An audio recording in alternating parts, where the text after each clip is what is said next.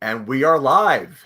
Hello, everyone, and welcome back to the Soul Survivor podcast. I'm Ryan Winthrop, and I just noticed that our title cards are wrong here. I'm clearly Dylan, and the guy to my right is clearly Ryan, but we have Jordan back. It's a pleasure to be back, and it's even a pleasure to be filling in for you as Ryan Winthrop today. Oh, my God. I mean, I'm honored that you're filling in for me. This is so exciting. It's been a while. It's good to be back. I'm excited, and I'm excited to talk about this season. It's a really good one. Yes, I was going to open up and ask you what you thought about the season, but let's start by doing it how Jesse would want. On a scale of 1 to 10, so far, how are you enjoying this season? I'm very excited on a scale of 1 to 10. Okay. Hey, different credentials, but we'll take it. Yep. Yeah, really good season so far. Like last episode, I loved. This one I thought was really good as well. I think they're doing a good job of keeping what worked in, the past couple seasons while also, mixing it up and adding their own flair to like the Beware idols and all that. The cast is super strong. I really I think everyone has their own good personality. And yeah, no complaints yet. It's been really good. Yeah, no, again, I've been saying to Dylan that I've been really enjoying it as well. And I think the thing that's making it good so far is, as you may know, they filmed 41 and 42 back to back. And they got to the producers and Jeff got to hear from the fans what they liked and what they didn't like. So obviously they kept some things that people liked and they got rid of things that people hated. So they're hoping to find like a good little mix here.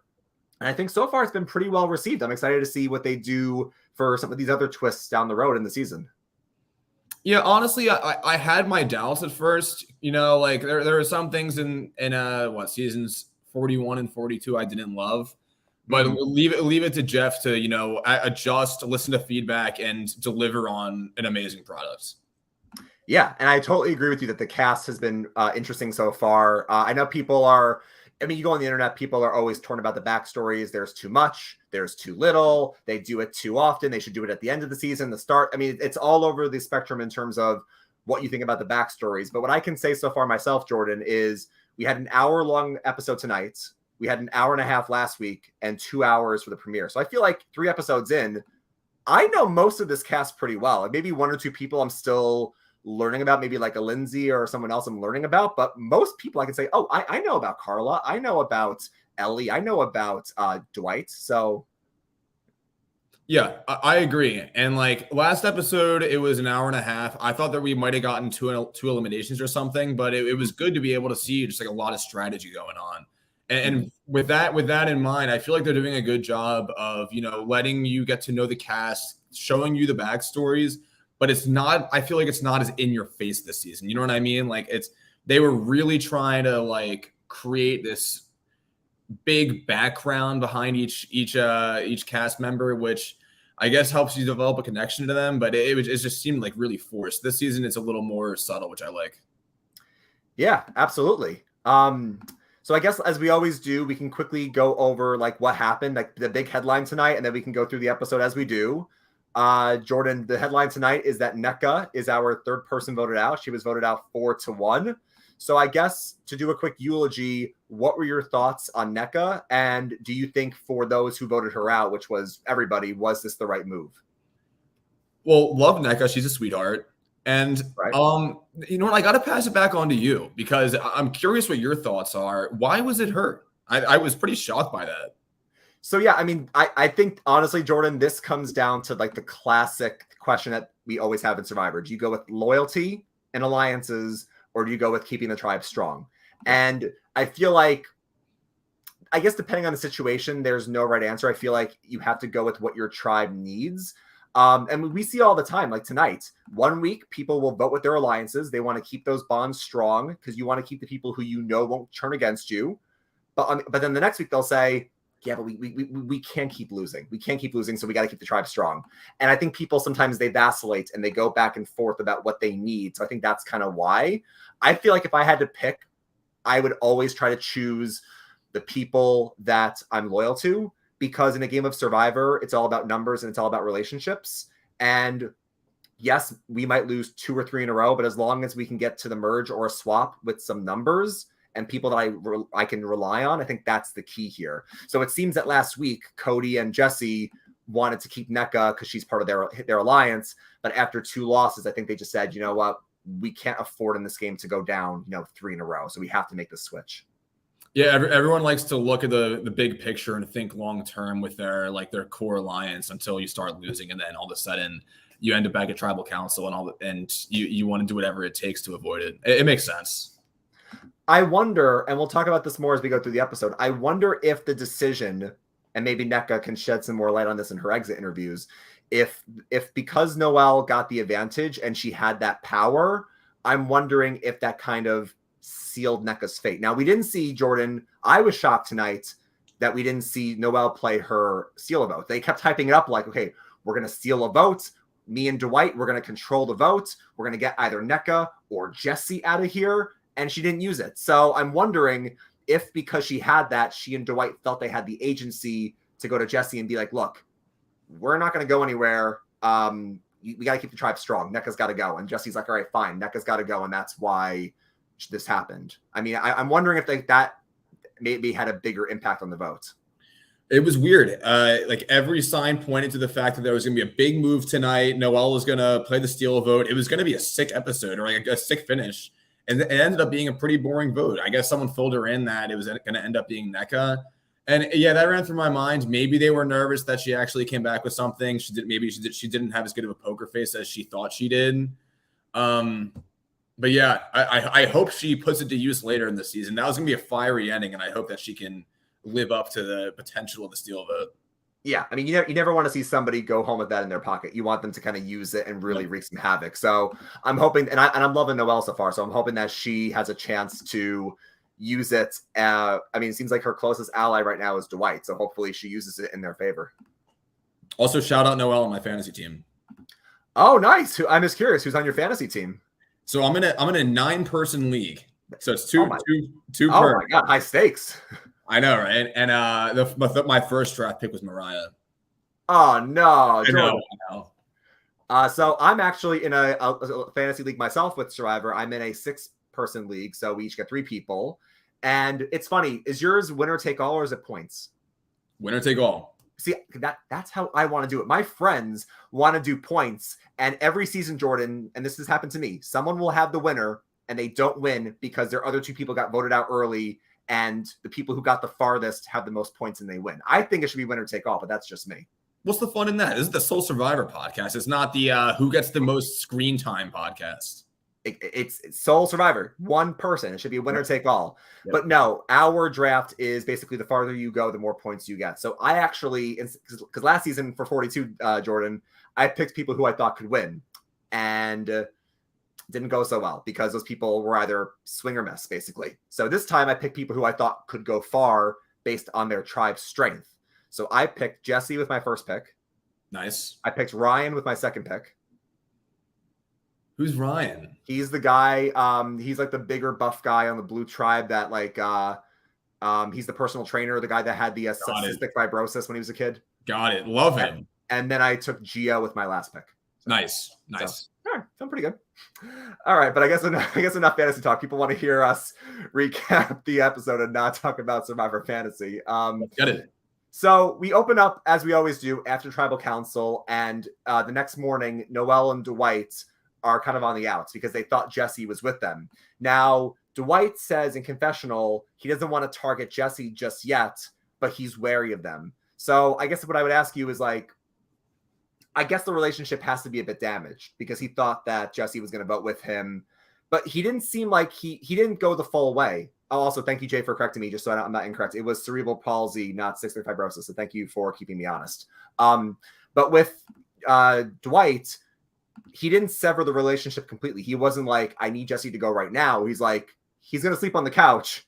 I'm a little wary of him, but I still want to work with him. Dwight, very good form by you. Thank you for not freaking out when you got back to the beach. It's early on in the game. People got to do what they got to do. Thank you for understanding that. And it seems like they're not 100% there because, correct me if I'm wrong, Jesse was out of the NECA vote. He voted for. Oh wait, no, it was a sweep. It was a sweep other than NECA, right? So it was 3-1-1. So the alliance of Cody, Jesse, and NECA all voted out Justine. Dwight lost his vote, and then Noel had voted for NECA, and then Justine voted for Cody. Got it. Mhm. Well, yeah. Again, well played by Dwight, and it clearly worked in his favor. He remained cool. He made it seem like, people can work with him, and if they go against him, he's not going to freak out, and that really rewarded him because he was in the majority in the next vote. Very well played. Yeah, and we always talk about this on the podcast. We say, like, the one thing you don't want to do is you don't want to come back from tribal council, be left out of the vote, and then throw a temper tantrum and be like, I'm a lone agent. I hate you all. You want to basically come back and say, okay, how can I reevaluate and how can I pick up the pieces? And, Dwight, like you said, good on him for saying, I'm going to stick with Noel, and hopefully I still have an alliance with Jesse. And kind of what happened, that if NECA messes up again, NECA should go. That's what happens. But Dwight will, I think, work with Jesse, but he's going to keep him at arm's length. I think when they show us the confessionals, Jordan, of like, oh, we could vote out NECA. Oh, but Jesse blindsided us. Maybe, I don't know about Jesse, but I don't think they were ever going to get rid of Jesse because they needed his strength, I think. So it seems like for the future they'll work together, but it would not surprise me if Dwight tries to make a move on Jesse later. Agreed. And when that comes, I'll be ready. I'm excited for that. I mean, you always just love a big moment. Always, but not too early. Not too early, which is what we like. We can't play too hard, too fast. Absolutely not. Which is a good segue because what's coming up next, I don't know if you did that on purpose or not. A little bit. So playing too hard, too fast, we go to the yellow tribe. So we just left the red tribe. Now we're on the yellow tribe. And we're back to Ellie and Janine. They want Gabler to go because they feel like Gabler is kind of wearing down with the conditions. They feel like he's a bit, snippy because he's kind of wearing down, but they don't know if his idol still works, or more specifically, they don't know if he knows if his idol still works. By the way, are you following all these rules and when it expires and whatnot? I thought it was pretty clear cut, which is why I was like sort of confused with the possible plot line that Gabler didn't know what was going on. It was he had two tribals and then it expired, right? Yeah, so I, like you, thought it was pretty obvious. It basically says it's good for your next two tribal councils. So the next two that he goes to, it's good for. So he only has one more chance to use it at his next tribal. So I thought it was obvious. But I feel like as of late in the new era, there are a lot of rules with all these advantages. And all the time I go on Twitter, I talk to some of my family and friends who are more casual viewers than us. And half the time they're like, Ryan, can you explain to me, how does this work? Or what are the rules? I don't get when it expires. And I feel like Survivor should put like a little like QR code or a little link at the bottom of the screen and say, if you want to know the rules more, go to this page, honestly. Yeah, link to the terms and conditions of the idol. That being said, it was pretty obvious in my opinion, and for that reason, I was pretty confused about this big play to see if he didn't understand it, and obviously he did. It's his idol. Like, what were they thinking about? I guess that's part of the fact that when you're on that island for so long and it's literally all you can think about, you're like getting in your own head about making a potential move when there's none to make. And for that reason, Ellie was playing way too hard, way too fast. And now all of a sudden she has two enemies. Yeah, so I think it's very interesting because I said to Dylan that I'm always somebody who used to say, you don't play too hard, too fast. And I still think you can't go super full pedal, like all gas, no brakes. He can't do that right away. However, I feel like the more I listen to podcasts and the more I kind of learn, I feel like it's more of a matter of you can't play too sloppy. Like, you should play hard in terms of trying to make it an alliance and trying to get yourself established in the game. So you can't just wait for it to come to you. You got to really make sure it happens. On the other hand, you talk too much like Ellie does, and Ellie's trying to do way too much here. It comes off as sloppy. So while I texted my friend, I said, I think Ellie obviously is smart. She has a good mind for the game. I just feel like her kind of like going to Janine, going to Owen, going to Sammy with all this, she's got to realize that something might get back to Gabler, which is what happens when Sammy says to Gabler, hey, come here. Ellie went through your bag, or I guess Janine technically did, but the girls went through your bag and they want to know when your idol expires because they think you don't know when it expires and they might be going against you. And Gabler's like, oh, I'm dropping Ellie like a hat. I'm dropping her. She's done. She's next.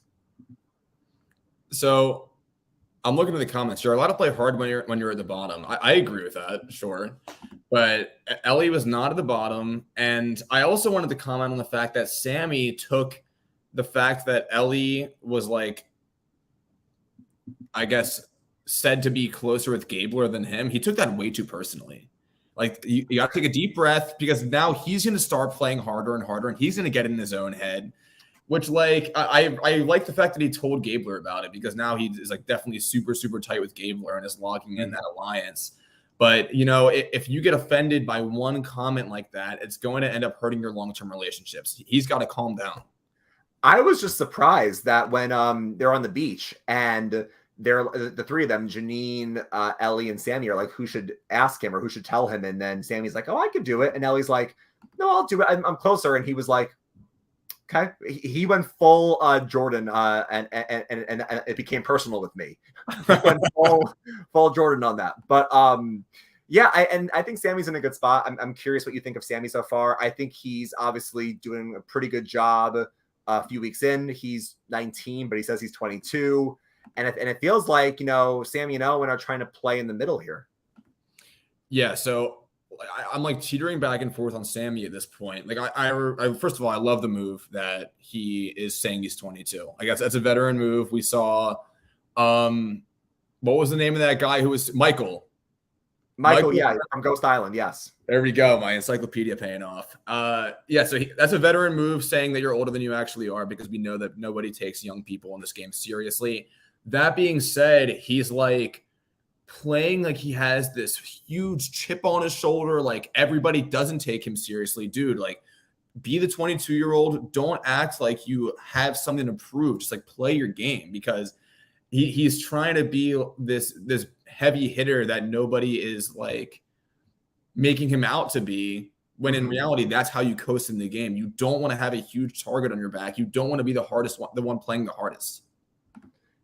Yeah, and I think and I think you're right. And I think Sammy is in a spot where now Gabler's going to want Ellie out, or Janine if he can't get Ellie. And I think Ellie and Janine are in a spot where, yes, they may go after Gabler, but if Gabler plays his idol, or they're scared of that, they might throw a stray vote onto Owen. I don't think Sammy's going to get any heat just yet. So he may, because I was seeing people in the comments saying, oh, is Owen in the middle, or who's kind of in a good spot on the Yellow Tribe?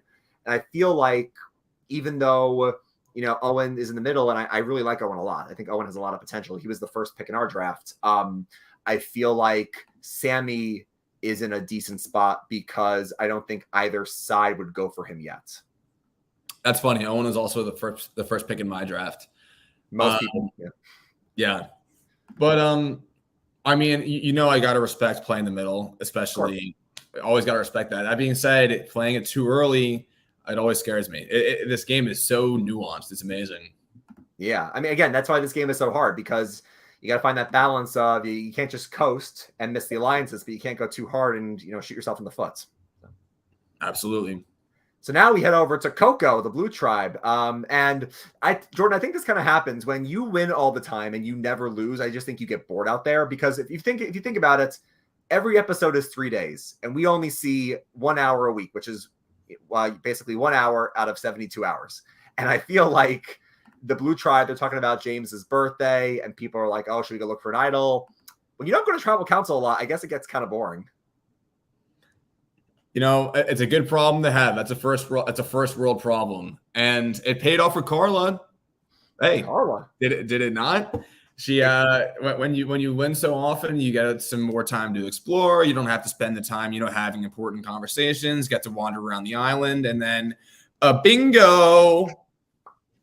I mean, like they always do, they do a flash on the screen, but she didn't miss it. She thought she found it. Usually when they do the flash on the screen, the person walks right past it, but she looked up and she got it.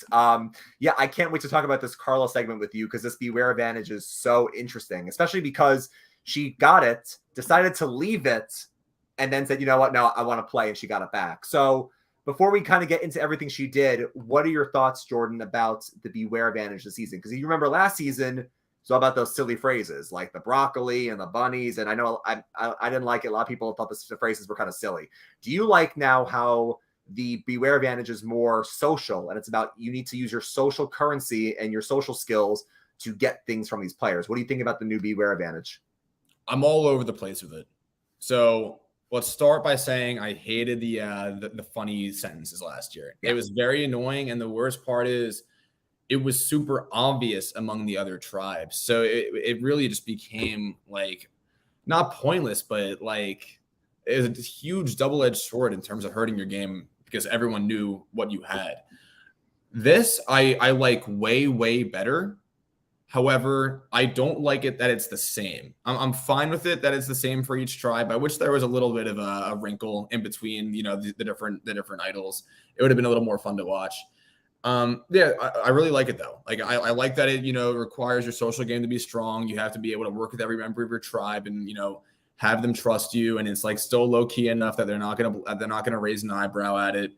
And with that all in mind, if I'm on the island, I find the Beware advantage. Obviously, it's running through my mind that the previous Beware advantages were these really silly things that ended up just hurting people's game long term. Mm-hmm. Is it crossing your mind, though, that Jeff is going to mix it up because everybody knows what happened in the past? Like, what are you thinking if you find it? So, yeah, that's a good point. Also, Jay makes this joke. I saw this on Twitter all over the place. People are calling it the bead wear advantage. I like this a lot. I agree with you. I love how it's more about your social currency, more about using your relationships to make things happen. And I think it's a great twist. I think because people approach it differently, because I do see your point where, it would have been cool if each tribe had a different task to do. And that was kind of cool to see how each tribe tackled their own task in a way. But I feel like because it's the same, Jordan, I feel like we get even more interesting paths to analyze because we saw two people do it differently.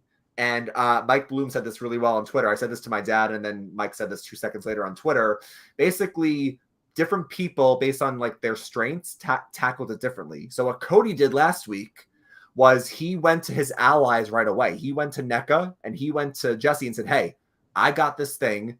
I need to vote for us, and I can't vote unless I get these beads." So they helped him get it done. And Cody's a goofy guy. Cody's, really silly out there and says like, "Hey, I want it for my hat. Island boy. I want it for my hat." Carla says, "Hey, going to do this all solo, and I'm going to basically barter, and I'm going to go to each person and say, okay, this matters to you. It's my wife's birthday. I want us to remember you by. Oh, your girlfriend likes turquoise. Here you go." And I loved seeing Carla's social game here catering to each individual person. I love that. I love Carla. Can we talk about that? I love Carla. She's my winner pick. Spoiler alert, in case we're going to cover that at the end of the episode. She's my official winner pick. Lock it in week 4. 4? 3. You know what? 3, but technically we had a 2-hour premiere, so 3/4, whatever. Sure. Official winner pick, though. I love her. She was killing it, and everyone loves her. Yeah, I really like Carla. Honestly, I would have liked to have taken her in my draft, but I think she's honestly so great. I think the thing about Carla that I loved in the preseason was that she was like, I remember the promo for 43, and she was like, "Is there anything that I wouldn't do? No, I would basically do whatever it takes to win." And then she was obviously here to play, and she's driven. And I think it's interesting because right away in episode 1, we saw Carla in the middle where she's like, "All right, I can go with the girls and James, or I can go with Ryan and Gio." And she already found herself in a good spot. So that was great for Carla. Now the fact that she has this idol because she got all the beads, this bracelet idol, and she still seems to be in the middle. Carla is in a great spot, I think, heading into the future weeks. Absolutely. I think that she's played a flawless game so far. It seems like everybody likes her. She's on the winning tribe. If they can keep winning, she's going to stay, obviously. And, has she been strong in the challenges? I guess we haven't really. Yeah. So, I mean, it's interesting. I feel like so far we've had, basically every challenge so far has been kind of the same, and which is the typical for Survivor, where either it's a giant obstacle course, a giant challenge in the water, or like a half water, half land challenge, and then it ends with a puzzle. And the first week was a table maze. So Carla has always been in a spot where I don't think she did the table maze week 1. She didn't do the puzzle this time. I think the puzzle was Lindsay and James. So she's not putting herself in the hero role. But I think in the physical part, she's doing pretty well. I think she's contributing to the tribe. Good. And I hate the hero role. That is so high risk and in reality, not that big of a reward. I mean, Jeff always says it's a hero or a zero position. Like, you either win it for your tribe or you lose it. And I feel like for me, I don't know. I feel like I would want to not be in the hero spot, like you said. I would want to do, like tonight, I would want to do the swimming portion. I would want to dive down, get the piece, and then swim back, just so I don't have to do the puzzle. Also, Jordan, because I'm really good at puzzles, and I would want to keep that strength hidden, and then use that later in the game, and then just crush people on the puzzles, and they don't see it coming. True. Look at you and your strategy coming out. I'm loving it. You gotta. I mean, the one challenge that, and tell me if you would agree or not, the one challenge that I would like to call is the blindfold challenge, for two reasons. One, because I don't want to run into anything. I don't want to get whacked by something. And number two, I think it's kind of fun to direct people who are blindfolded, like left, left, left. You'd be very good at that. You project very well. And by the way, I think I've said this many, many times in the podcast. You must have a man be the caller. A woman's voice does not travel nearly as well. The man has to be the caller every single time. I hope it's run this season. And I hope a woman is the caller, because I'm going to say right now, the women's team will lose. Well, I think it's interesting because obviously, if you're just talking about like the loudness of voices, like obviously someone like Jonathan is going to yell a lot louder than someone next to him, probably. But I also think it comes down to how good are you at giving directions? Because not only is it giving directions, but if my tribe is in pairs and it's you and Dylan on one side and Jake and Tom on the other, I can't just look at you and ignore what they're doing. You got to be able to pivot back and forth. So I do think it's the one challenge that I would want to be the hero in. But early on, no hero role for me. You'd be so good at it. When you talk, Ryan, when you say jump, I'm thinking how high? I just think that I'm loud. I just think I talk a lot and I'm loud. That's what I've been told. So, but yeah, so basically we see Carla go to every person and she gets her bracelet idol. Now, the one thing I would say before we get to the challenge is I wonder if basically, and this could be a little editing trick, I wonder if this all took place before the challenge, Jordan, or if some of it took part before and some of it took part after they had already won. And granted, Carla could have also, and again, this could all be editing, I'm really curious, but Carla hypothetically could have found the advantage before the challenge, left it there, talks to James after the challenge and says, you know what, I want it. Because I was saying to Dylan last week, if you go to tribal that night, you don't want to have the beware advantage because you might lose your vote that night. So I feel like there's a chance that Carla left it. They have the challenge. She then finds it, and now she has her vote, but she's safe at tribal. I feel like that could have happened. That's super interesting. Now that you're saying it, I'm buying into that theory. You definitely don't want to do it when you think that things can be up in the air. Mm-hmm. All of a sudden, you win the challenge. You're feeling good about your position. You're feeling good about your tribe. You're going to take a little bit more of a risk. I think I like that theory, Ryan. That's good. Thank you. Because the thing that I saw on Twitter that people were saying was, I mean, and this isn't confirmed yet. Thanks, Jay. I knew this was going to happen. Thanks, Jay. I knew someone was going to look at our name cards, and again, I should have swapped it beforehand. But Jay, I appreciate the compliment. Ryan as Dylan taking the compliment. Should have swapped it beforehand. I completely forgot. But no, Jordan, because I saw on Twitter somebody say like Carla obviously has a great social game. But would it have looked weird if that whole day before the challenge, she's going up and down the beach asking for beads? Maybe it would have been more natural if it was over the course of time. So I'm just wondering if like that was like a little trick there, but we don't know yet. Very true. Mm-hmm. Yeah, no worries.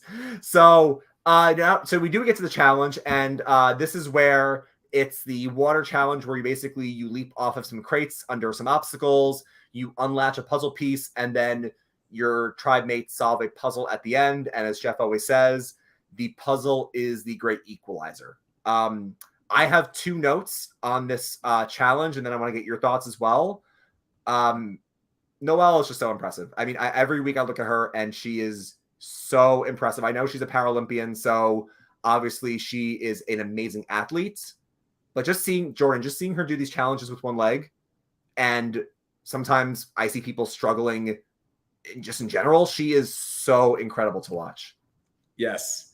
So I want to comment on that, and then I want to guess your other comment. Sure. I mean, on the first thing, not too much to discuss, to be honest. She's absolutely incredible, a stud, continues to impress every episode, not just physically, but also, I'm sure we'll get into it, you know, her social game in this episode was absolutely astonishing. I'm very glad she's on my team. That's really all I have to say on that. what I think you're going to say about this challenge is the sit-up bench. Ding, ding. Yep. Yes, you gotta look. You gotta scan every single ounce of that thing. Yeah. Gio was like, yeah, just checking. There's nothing here, but I gotta check. Yep. Because you know what?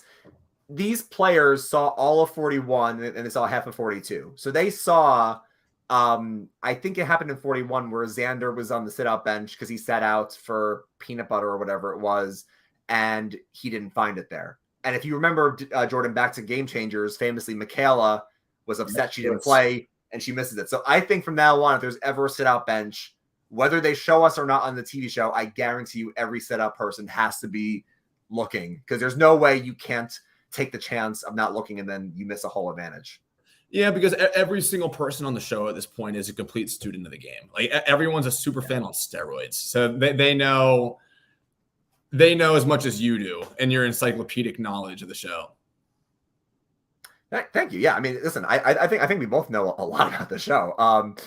But yeah, you're right. I mean, everyone at this point loves the game, especially in these post-COVID seasons where people are like just itching to play. They're all like shot out of a cannon, like they want to go. So I'm not surprised these people are like, let me look for an advantage. I mean, heck, we've seen now in the last 2 seasons, people volunteer to sit out because they think there could be an advantage. Yep, I would too.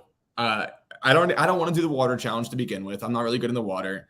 Okay. And I hope there's some kind of hidden challenge or hidden advantage in a challenge this season. There's always got to be one, whether it's, in the middle of the challenge in like a group where Kelly Wentworth finds something underneath the table, or, something like the sit-out bench. There's got to be one, and it's always fun to see.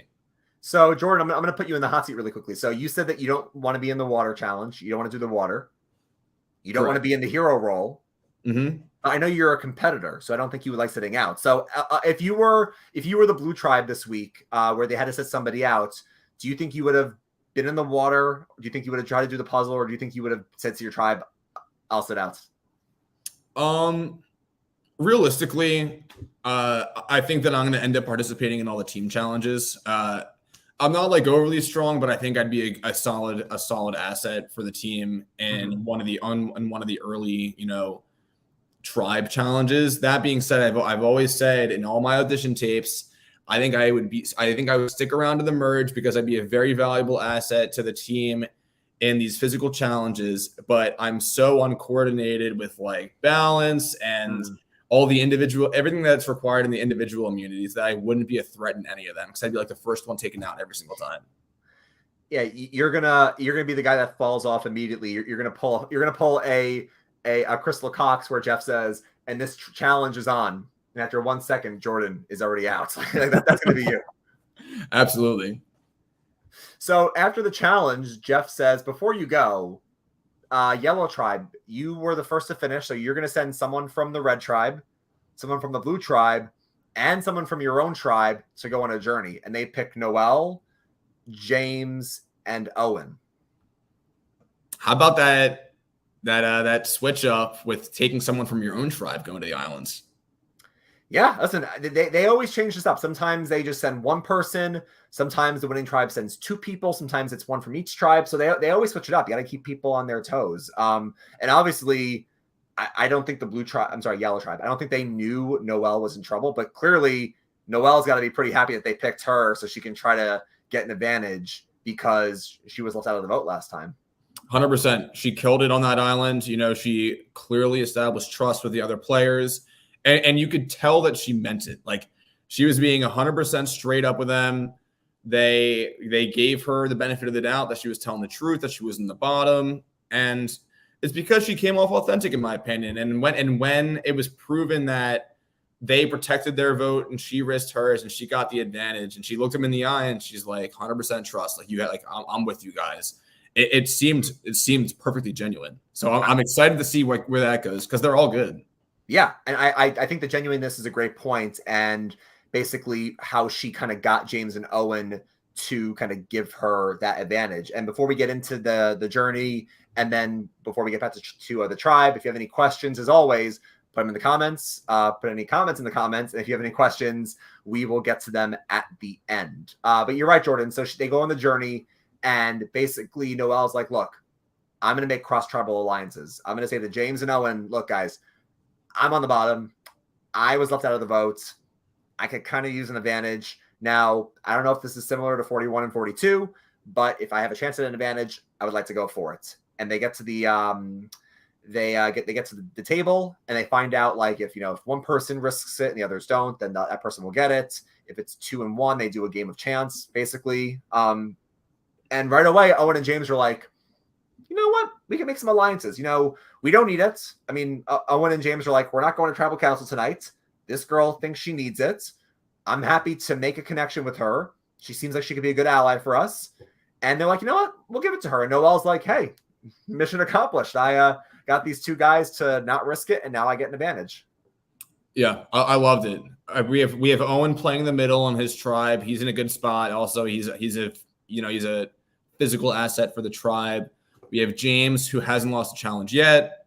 He is another physical asset for the tribe. I'm sure he's feeling in a good position. Why not take the risk by playing it safe in the game and trying to make an asset or an ally for after the merge. Love the play all around from all 3 of them. Yeah, and I think with James is someone who's interesting because I think, like I said earlier, we know a lot of people, but I think he's one of the few that we don't know a lot about yet. Yeah. Mainly just because, like Jordan, every single season so far in the new era, one tribe just never loses. Basically, if you remember 41, the blue tribe won everything. Last season, Jonathan's tribe, the orange tribe, won basically everything, and now this season. We're only 3 episodes in, but the Blue Tribe has won every challenge so far. So that's why we know Carla really well, and Carla's great. We know Ryan a little bit, and we know Gio a little bit, but when it comes to Lindsay, James, and Cassidy, we don't know them that well yet. I'm excited to learn more. And, I think because we haven't seen their story yet, that they could be going a little bit far in the game. They're saving They're saving our attachment to them for possibly when it could count. Yeah, again, I think that the backstories are good to learn more about people. I do think the photos can kind of take us out of the experience a little bit. I like when they just talk about it in confessionals, but I do think that we always will learn about these players in one way or another. Absolutely. Yep. So then we get back to the Red Tribe as they prepare for tribal. And, it's interesting because NECA, obviously she feels bad about losing the puzzle for her tribe. This is the 2nd week in a row she's kind of slipped on the puzzle and her tribe has lost. So she's really feeling the heat. Her ally saved her last week, but now it's 2 in a row. Do we really want to lose 3? And she feels bad because she's talking to Dwight, and she's like, well, listen, Dwight, I don't want to vote you out. I'm aligned with Cody and Jesse, as you know. And that leaves one person, Noelle, and she's very upset about it. So it's also where I felt like Noelle wasn't going to go. But basically, Cody and Jesse talk, and they're like, listen, it's either Noelle or NECA. So, Ryan, can you highlight the one question we have in the chat? Sure. Do you guys think that Cody would have saved NECA if Noelle and Dwight decided to vote together and steal NECA's vote?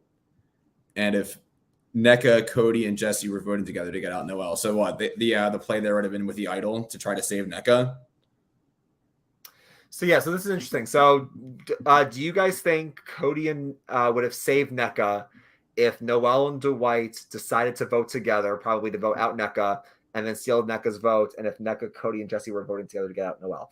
So I feel like, again, I feel like there could be a lot of different levels to this, or it could be very simple. Occam's razor states that the simplest solutions are the most is the correct one. So it could just be obvious that, Jesse and Cody were talking, and they're like, look, we think that we can't lose again. We love NECA. She's not going to turn on us. We don't want to lose an ally, but we can't go 3 in a row losing, because if there's no tribe swaps, we go into a merge with massive numbers disadvantage. So I'm wondering, I guess in terms of Jay's question, if they went to Noelle and Dwight and said, look, we know we voted out Justine last week, but we just can't lose again. I think it's got to be NECA. And then Noelle was like, oh, I don't need to use my advantage. Okay, I'm good. Yeah, and I think that's attributed to Jesse's social game, as Kay Vanilla said. I don't know if he knew that Noelle had a steal a vote per se. I think that it might have been a looming threat that she was lying about her advantage. I'm sure that was on everybody's mind, and maybe that's why they ended up playing it safe and voting out NECA. That being said, I was pretty stunned to see that Jesse was on the right side of that vote, which I think is super impressive and indicative of how he can perform in the rest of the game. Yeah, so I think with Kebania's question, I definitely don't think that the tribe knew about Noelle's advantage. The only person that knew was Dwight, because we see Noelle go to him. Well, first of all, she lies to everybody. She says, "Hey guys, I didn't risk it. We're going to tribal. You can search me. I'm good." And they're like, "No, we believe you." But she's lying, which is good. And she goes to Dwight and says, "Hey Dwight, I have an advantage, and this is it." I don't think Cody, NECA, or Jesse knew about it at all. So now the question then becomes, did Jesse save himself by voting for NECA? That's actually an interesting point. I didn't consider that, because now I'm thinking to myself, yeah, maybe the Cody and Jesse group went to Noelle and Dwight and said, "Hey, tribe strength, let's vote out NECA." Or Jesse, because Jesse's a numbers guy. In the preseason, Jesse talks about voting strategies. Jesse has a PhD. Jesse's obviously very smart. He might be thinking to himself, okay, Noelle went on a journey. She could have an advantage. That could impact us. I don't want to go tonight in the tribe of 5. They probably want to vote out NECA because Noelle voted NECA last week. They think she's weak. And if I no matter what Cody does, if I throw a vote onto NECA, I could almost ensure she could go. So, I mean, I think simply they wanted to just keep the tribe strong. Yep. But like Kavani is saying, Jordan, I wouldn't be surprised if whether Cody was on board or not, if Jesse's like, just to be safe, I'm going to throw an extra vote here just in case. 100%. It's early. Let's not forget that. I know if I'm Jesse, I know that I like NECA a lot. I know that she can be loyal to me in the future, but it's still really early. It's not worth, drawing a line in the sand with the rest of your tribe when you need to win challenges and you don't want to make an enemy so fast. I think that was the absolute right play from him. Yeah, and I think that again, it's just so tough because I feel like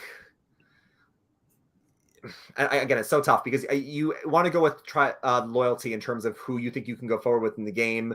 If this group of players thinks back to 41 and 42 and realizes, okay, well, they didn't swap tribes at all. And if we don't swap tribes and we lose a third time, we're going to go into the merge possibly with like a 5-5 to 3 deficit, which is not great. So they probably wanted to get rid of NECA just to keep the tribe strong. But I feel like, on the other hand, sometimes when tribes go into the merge with low numbers, Jordan, they do well. Like all the time we see like the 2-person tribe, like usually the disaster tribe usually goes very far in the merge because they aren't seen as threats. So we always talk about the intentional Matt Singh. We always talk about people maybe intentionally sucking so that way they don't look as big of threats. So I do think it was the right move tonight, but you know what, Jordan, now I'm thinking about this. I saw a comment earlier that I want to highlight because I think this actually now is making me change my mind doing this live on the fly here. So Kebania says this good point earlier that I didn't think about until just now. It just clicked in my head. Jesse and Cody, the Red Tribe has to win next week or one of them is out next. So granted, this could be armchair quarterbacking, Jordan, because they don't know what Noelle has. But Kebania has a point. If Red Tribe loses and Noelle and Dwight want to split up Cody and Jesse, they just got to steal someone's vote and they vote out that person 3-1. So by voting out NECA, yes, they kept the tribe strong, but they could be putting themselves in a very bad spot if Red loses next week. I just realized that. I'll be curious to see what happens, but it's kind of like a numbers game within a numbers game, right? So we have Jesse who could have been willing to, stand with NECA, refuse to vote her out, or do some kind of, finagling if he really wanted to try to protect her so he can have, that one really strong ally within this tribe. Or you can say, you know what, it's not that deep. I'm sorry I voted against you last time. Feel free to take out someone that I like, and let's all be together right now. It's super interesting, and it'll be hopefully, because I really do like all of them. Hopefully they don't lose, but if they do, I think we're going to see Noel play or steal a vote, and then one of them's going to be gone. And it's interesting because, like Jay says, Cody has an idol. So here's the question: does Cody, because he doesn't know Noel has this advantage, does he not play his idol and he goes home with it because he doesn't think he has to use it? Or Cody could maybe sniff out that he and Jesse are in trouble and he could save one of them. So I feel like if Red loses next week, I don't want Red to lose because I don't want to lose some of these players on this tribe. But I feel like if Red does lose, there's a lot of possible combinations here because we could see a steal a vote. We could see an idol play. Like we could see a lot of variables if Red loses. I completely forgot about the idol. Let's go. Because Cody has, I don't have a bracelet here, but Cody has the bracelet idol now. Yeah, he has the bracelet on. And again, this is why it's so interesting because this is why we love doing the podcast after the episode because we're still absorbing everything and my mind will change 5 times before next week. Because I came onto this podcast saying they were right. You gotta flip back and forth. You gotta keep the tribe strong. You gotta have loyalty, strength, loyalty. But now in this spot where the tribes are so small, I'm like, shoot, now Cody and Jesse are in a bad spot. So it's so interesting. Yep. I'm ready for next Wednesday. I don't know about you. I'm so excited. I think we answered most of the questions. I think we have 1 or 2 more, and then maybe we'll call it here for the night. I know you have some work to get done. Let's see, what else do we have that we haven't answered yet? Now Christian asked a question about the preview. Now I don't usually pay a lot of attention to the previews for spoilers, but Jordan, did you see it? I always avoid them. Okay, well, luckily this isn't a big spoiler because I know you hate when they say, "Oh, X person's in trouble." You hate that. Hate it. Luckily, this is not that big of a spoiler. The only thing we know about next week is winning tribe gets to steal something from the other tribe's camp. That's all we know so far. That's always fun. I'm fine with that. That's always fun. So the question was, who do you think gets raided? So all I'll say is that Blue has been the best tribe so far. So I'm gonna guess Blue gets to raid Yellow. I don't know. Oh, I was gonna say, there's a 2/3 chance that Blue loses, right? There's 2 other tribes, so who knows? I guess Blue has been the best so far, but there's 2 other tribes that can beat them. And I was gonna say, because Blue has been so dominant, I'm sure they want to be able to take away from everything Blue's won and try to mix up their mojo they've got built so far. So I say other tribe, whichever one it is, raids Blue. That makes sense. I mean, the people realize Blue hasn't lost anybody yet. They say, let's gang up on the tribe that hasn't lost. That could make sense. We already talked about this, but will Jesse and Cody betray each other? So I think a more interesting question is, will Dwight and Jesse betray each other? I think that Dwight seems a bit more hurt that Jesse didn't vote with him last time. So I think Dwight is more likely to vote out Jesse. In terms of Jesse and Cody, we haven't seen any evidence yet that they would go against each other. They seem pretty locked in. They saved Nneka last week. They took her out this week. I mean, they seem to be a really lock solid duo along with Noel and Dwight. So as of right now, I don't think Jesse and Cody will betray each other, but it wouldn't surprise me with Jesse being as smart as he is. He's like later, yeah, I guess Cody can go, but we'll see. I don't know. They're aware that Noel and Dwight are super tight. They know that's a very strong 2. So do they betray each other, or do they say that's a really strong 2? Why don't we make up the other 2 and let's have each other's backs? Right. Yeah. I mean, that makes sense for sure. Last question for now, and then we'll wrap it up is, are you guys surprised that no one asked Cody back for his idol beads? I feel like once you give Cody the beads, you can't ask for them back. I mean, Cody put it on his hat. He's a guy that wants to have his island hat. He's an island guy, pretty goofy, works in elevator sales, Jordan. Is from Hawaii. I'm not surprised they didn't ask him for his beats back. He's a goofball. Let him run free. He's a free spirit. That's how I'm seeing it. If I'm, on his tribe and he asked me for some random beads. I guess I'll ask you really quickly, since you didn't do the preseason with us.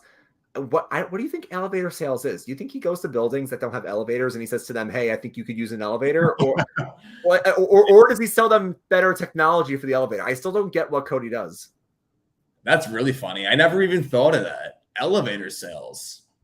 What does that mean? I wonder if he's selling really super tricked out elevators or something.